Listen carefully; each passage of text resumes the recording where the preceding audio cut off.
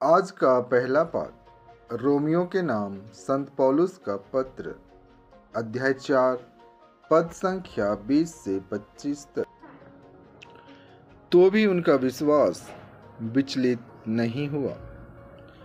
उन्हें ईश्वर की प्रतिज्ञा पर संदेह नहीं हुआ, बल्कि उन्होंने अपने विश्वास की दृढ़ता द्वारा ईश्वर का सम्मान किया। उन्हें पक्का विश्वास था कि ईश्वर ने जिस बात की प्रतिज्ञा की है वह उसे पूरा करने में समर्थ है। इस विश्वास के कारण ईश्वर ने उन्हें धार्मिक माना है।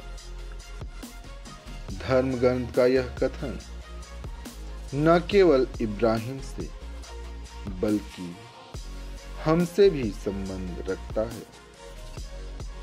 यदि हम ईश्वर में विश्वास करेंगे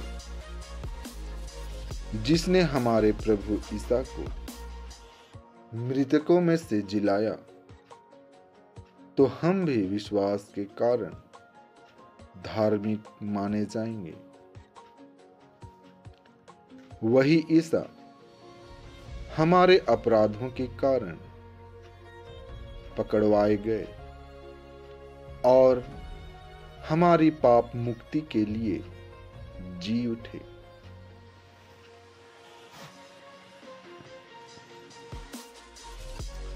आज का पवित्र सुसमाचार संत लूकस से लिया गया है, अध्याय 12, पद संख्या 13 से 21 तक।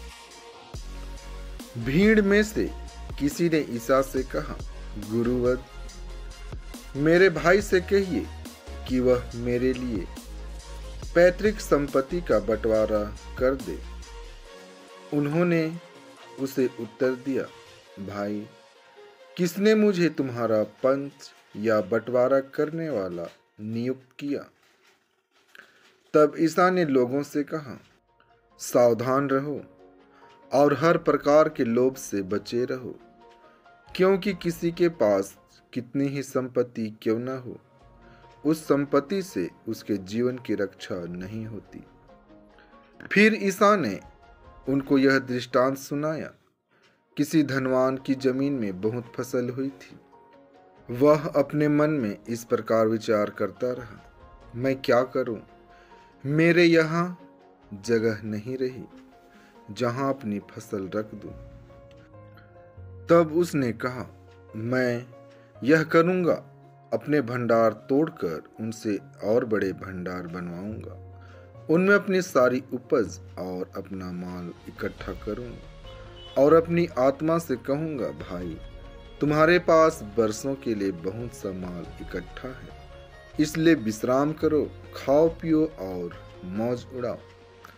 परंतु ईश्वर ने उससे कहा, मूर्ख, इसी रात तेरे प्राण तुझसे ले लिए जाएंगे और तूने जो इकट्ठा किया है वह अब किसका होगा?